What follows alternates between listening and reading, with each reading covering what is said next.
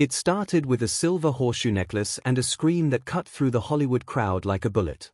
When 13-year-old Emma Collins pushed past security guards and fans outside the Golden Spur Saloon on that scorching July afternoon in 1975, she had no idea that the small piece of tarnished silver hanging around her neck, the last thing her father touched before he died, would stop John Wayne dead in his tracks and unlock a secret that had been buried in the blood-soaked sands of Iwo Jima for 30 years.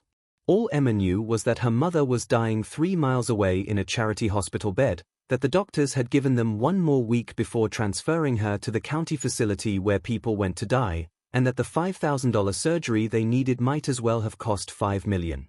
She tried everything, begged on street corners, knocked on church doors, written letters to strangers. John Wayne was her last desperate hope. A crazy idea from a homeless girl living in a pickup truck with nothing left to lose.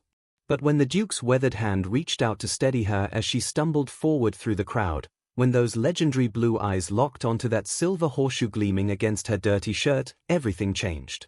Hollywood's toughest cowboy, the man who'd faced down 1,000 movie villains without flinching, went white as a ghost. His jaw clenched.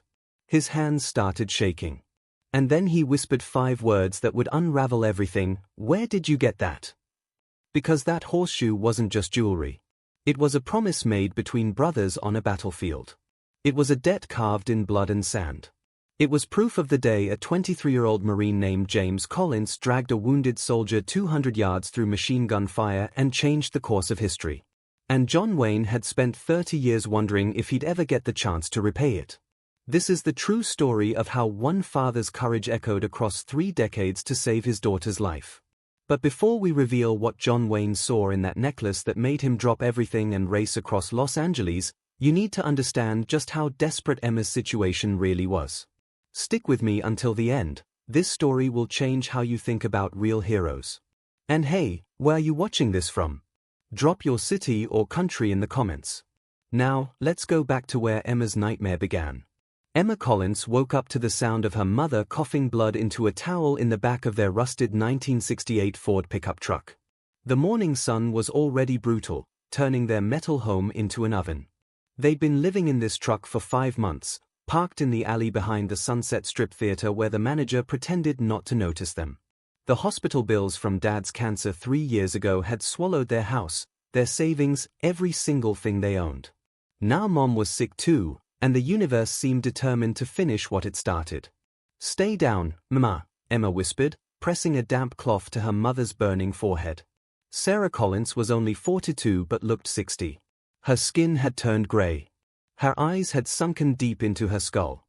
The pneumonia had turned into something worse, something the charity clinic doctors whispered about in hushed tones when they thought Emma wasn't listening. "I'll get us breakfast." Emma counted the coins in their old tobacco tin. $3.47. Enough for 1 meal at Jerry's Diner, where the cook sometimes snuck them extra toast. Emma's fingers found the silver horseshoe necklace hanging around her neck, the only valuable thing they hadn't pawned. Dad had worn it every single day of Emma's life. Never took it off. Not in the shower. Not at night. Not even during the chemo treatments that turned him into a skeleton. "This horseshoe saved my life once, baby girl," he told her 3 months before the cancer took him. His voice was weak, but his eyes were fierce. "A brother gave it to me after he pulled me out of hell itself. Kept me alive through the war, through everything after. It's lucky. When I'm gone, it'll keep you safe too." Mom had begged Emma to sell it 100 times. Real silver. Worth maybe $200. $200 could buy food for a month. But Emma couldn't. That necklace was the last piece of Dad she had left, his voice, his strength, his promise that everything would be okay even when nothing was okay. Emma hadn't been to school in 7 weeks. She'd forged Mom's signature on withdrawal forms, told the counselor they were moving to Arizona. The truth? Someone had to stay with Mom during the day. Someone had to panhandle enough for pain medication. Someone had to keep them invisible so social services wouldn't put Emma in foster care while Mom died alone. That morning, when Emma walked past the theater marquee advertising John Wayne's newest Western, she saw the newspaper article taped to the box office window, "Duke to appear at Golden Spur Saloon today." And something inside her, some desperate, drowning part of her, whispered, "This is your last chance." Emma spent 3 hours preparing for the impossible. She washed her face and hair in the gas station bathroom, scrubbing her skin raw with rough paper towels. Put on her lease-stained shirt, a faded rodeo tee Dad had bought her at the county fair back when they still did normal family things. Practiced her speech in the cracked mirror until the words felt real. "Mr. Wayne, my name is Emma Collins. My father was James Collins. He served in World War II in the Pacific. My mother is dying and I need your help." Simple. Direct. Desperate enough to maybe cut through the wall of fame and security guards. By noon, Mom's fever had spiked to 104. She was barely conscious, her breathing shallow and rattling. Emma pressed a cool cloth to her mother's forehead, fighting back tears. "Mama, I'm going to fix this," she whispered. "I'm getting you that surgery. I promise." Mom's eyes fluttered open for just a second. "Baby, don't do anything dangerous." Her voice was barely a whisper. "We'll be okay, somehow." But they both knew that was a lie. Without that $5,000 surgery, Mom had days left. Maybe less. The walk to the Golden Spur Saloon took 53 minutes. Emma's worn sneakers had holes in both soles, and by the time she arrived, her feet were blistered and bleeding. The crowd outside was massive, hundreds of fans pressed against velvet ropes, waving photos and posters, screaming Wayne's name like he was a god. Emma's stomach twisted. How was she supposed to reach him through this? She pushed forward anyway, squeezing between adults who smelled like expensive perfume and hair gel. "Back up, street rat," a security guard barked, his massive hand shoving her shoulder. "Mr. Wayne don't got time for beggars." The words hit like fists, but Emma held her ground. Through the crowd, she could see him, 6'4", broad-shouldered, wearing his signature Stetson and a tan western suit. John Wayne. The Duke. Hollywood royalty. He was laughing at something his assistant said, completely unaware that 20 feet away stood the daughter of the man who'd saved his life 30 years ago on a blood-soaked beach in the Pacific. Emma's hand found the horseshoe necklace. Her heart was hammering so hard she thought it might explode. This was insane. This would never work. But what choice did she have? She gripped that silver horseshoe like a lifeline, filled her lungs with hot Los Angeles air, and screamed with everything she had left, "John Wayne. My father was James Collins. Marine Corps, 2nd Division, Iwo Jima." And the entire world stopped. The effect was like a grenade going off. John Wayne's head whipped around so fast his Stetson nearly flew off. The laughter died on his lips. His face went from relaxed to shocked to something that looked like he'd seen a ghost. Those famous blue eyes scanned the crowd frantically, desperately, like a man searching for a lost piece of his soul. "What did you say?" His voice boomed across the crowd, silencing hundreds of people instantly. "Who the hell said that name?" Emma's trembling hand shot up. "Me. I said it. My father was Corporal James Collins. He served with you on Iwo Jima in 1945. Wayne was already moving. Not walking. Charging. Pushing through his own security team like they were made of paper.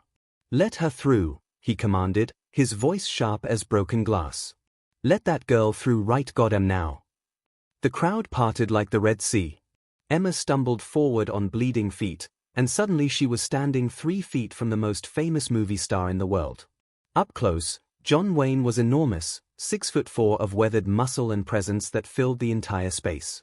But it was his eyes that stopped Emma cold. Those eyes weren't looking at a homeless kid. They were looking at a memory he'd buried for 3 decades. James Collins. Wayne repeated the name slowly, carefully, like he was afraid it might shatter. "Jimmy Collins. 2nd Marine Division." His voice cracked. "Tell me I heard you wrong. Tell me your father is still alive." Emma's throat closed up. Tears blurred her vision. "He died 3 years ago. Cancer." For a moment, just one terrible, silent moment, John Wayne looked like someone had ripped his heart out through his chest. His jaw worked. His hands clenched into fists. "Jesus Christ," he whispered. "Jimmy's gone. All this time, I thought he was out there somewhere, living his life, and we just lost touch." Then Wayne's eyes dropped to Emma's neck. to the silver horseshoe hanging against her dirty shirt. And everything changed again. His weathered hand shot out, not rough, but urgent, desperate, and his fingers touched the horseshoe like it was made of pure gold. His entire body went rigid. His face drained of color. "Oh my God," he breathed. "Oh sweet God in heaven, that's mine. I gave that to Jimmy on Iwo Jima." He looked up at Emma, and she was shocked, absolutely stunned, to see tears forming in the Duke's eyes. "After he saved my life. After he dragged me 200 yards through machine gun fire with a bullet in his own shoulder. I gave him this horseshoe and told him it represented a debt I could never repay." Wayne staggered backward a step. His security team moved forward, worried, but he waved them off with a shaking hand. "Clear this area," he ordered, his voice hoarse with emotion. "Give us space. Now." Then he looked at Emma, really looked at her, and his expression shifted to something fierce and protective. "Kid, we need to talk. Privately. Right now." He put his large, weathered hand on her shoulder, gentle despite the intensity radiating off him. "Tell me everything. Tell me why you're here, why you look like you haven't eaten in a week, why you're wearing shoes with holes in them, and why in God's name you're wearing your father's lucky horseshoe." The kindness in his voice, the genuine concern, broke something inside Emma. All the fear, all the desperation, all the months of pretending to be strong, it came pouring out like a flood. "My mom is dying," she choked out between sobs. "She has pneumonia that turned into sepsis and she needs surgery that costs $5,000 and we've been living in our truck since February because we lost everything paying for Dad's treatments and the hospital says they're transferring her to county care next week where she'll die and I didn't know where else to go." The words tumbled over each other, barely coherent. "Dad always said you were a good man, that you were brothers, that you saved each other's lives, and I know this is crazy and you don't owe us anything but I just..." She was sobbing now, unable to stop. "I didn't know what else to do. You're my last hope." John Wayne's face went through a dozen emotions in 5 seconds: shock, grief, rage, determination. When he spoke again, his voice was pure steel wrapped in thunder. "Get my car. Cancel everything on my schedule. We're going to a hospital. Now." In the back of Wayne's black Cadillac, racing through Los Angeles traffic with the Duke's driver running red lights, Emma finally heard the story Dad had never fully told her. Wayne sat beside her, his weathered hands gripping the horseshoe necklace like it was a sacred relic. Iwo Jima. February 23, 1945. His voice was distant, lost in memory. "Your father and I were pinned down on that black sand beach with 30 other Marines. The Japanese had machine gun nests in the caves above us. We were sitting ducks. Mortar rounds coming in like rain. I took shrapnel in my left thigh, couldn't stand, couldn't run when the order came to fall back." Wayne's jaw clenched. Everyone scattered. Had to. It was survival. "But your father..." He paused, his voice breaking slightly. "Jimmy didn't scatter. He came back for me. Crawled through that hell on his belly, grabbed my collar, and dragged me 200 yards to the medical tent while bullets kicked up sand all around us. Took a round through his shoulder doing it. Kept dragging anyway." Wayne's eyes were wet now. "I was bleeding out, sure I was done. Your father tied off my leg with his own belt, packed the wound with his shirt, and told me," Wayne's voice cracked completely.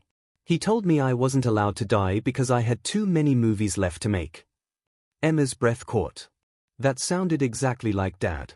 Wayne touched the horseshoe with reverence.